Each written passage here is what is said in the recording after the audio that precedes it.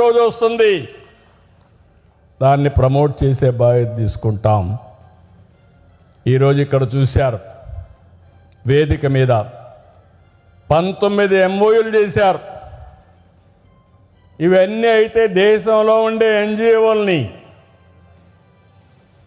గిరిజనులకు, ఆదివాసులకు సహకరించే వాళ్ళందరినీ తీసుకొస్తున్నాం.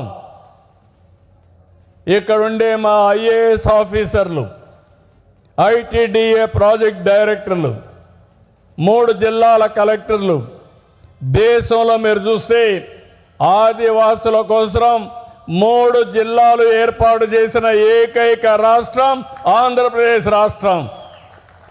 ఒక పక్కన పాడేరు అల్లూరి సీతారామరాజు గారు,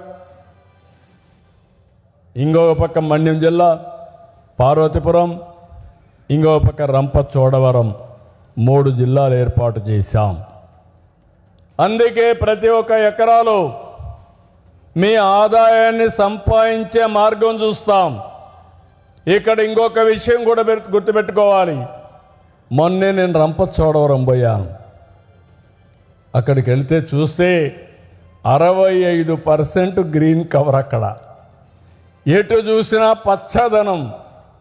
ఒక పక్క పోలవరం, ఇంకో పక్క రిజర్వాయర్లో కూడా స్వచ్ఛమైన గాలి.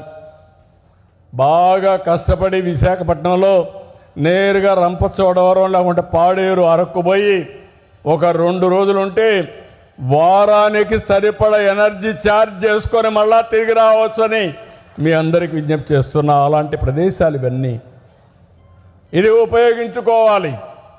అందుకే టూరిజాన్ని ప్రమోట్ చేస్తాం.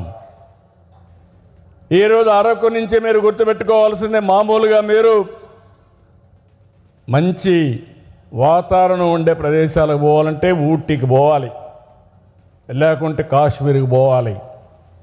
కాశ్మీర్ కంటే బాగుండే ప్లేసు మన అరకు, మన లంసింగి, మన పాడేరుని మరొకసారి మీ అందరికీ విజ్ఞప్తి చేస్తున్నా. సుందరమైన ప్రాంతాలు ఉన్నాయి. అదే మరిగా ఎప్పుడు కూడా 30-32 డిగ్రీల టెంపరేచర్ కూడా క్రాస్ కాదు. సిటీ నుంచి 1 అవర్ జర్నీ.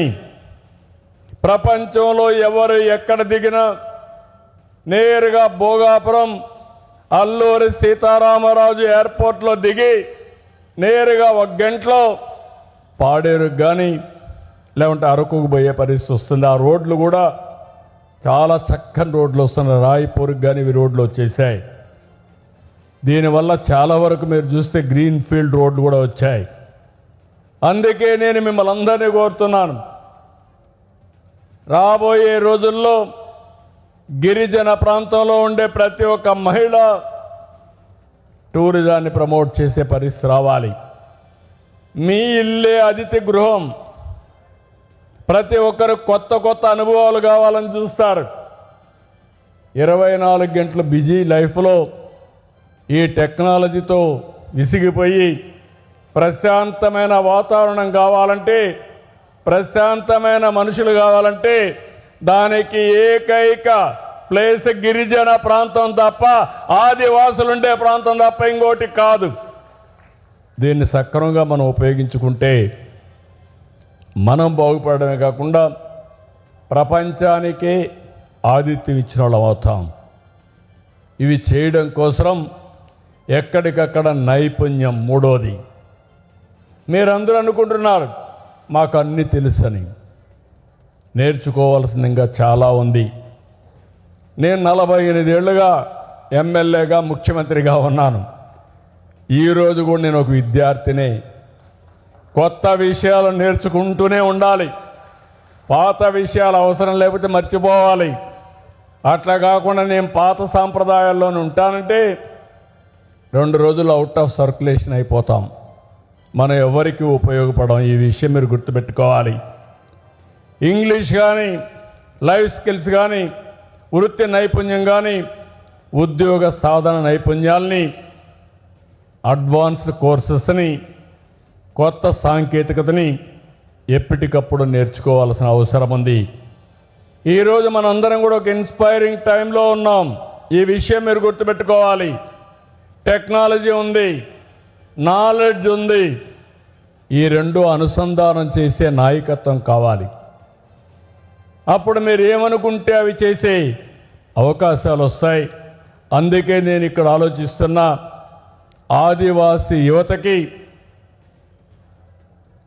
ఈ అడవుల్లో ఉండే పిల్లలకి ఆర్టిఫిషియల్ ఇంటెలిజెన్స్ వరకు పోవాలని ఇప్పుడే ఐఐటి చెన్నైతో ఎంఓయూ చేశామని చెప్పి కూడా నేను మీకు తెలియజేస్తున్నా. ఇంకో పక్క మీరు ఒకసారి చూస్తే నాణ్యమైన వైద్య సేవలు ఇస్తాం. పాడేరు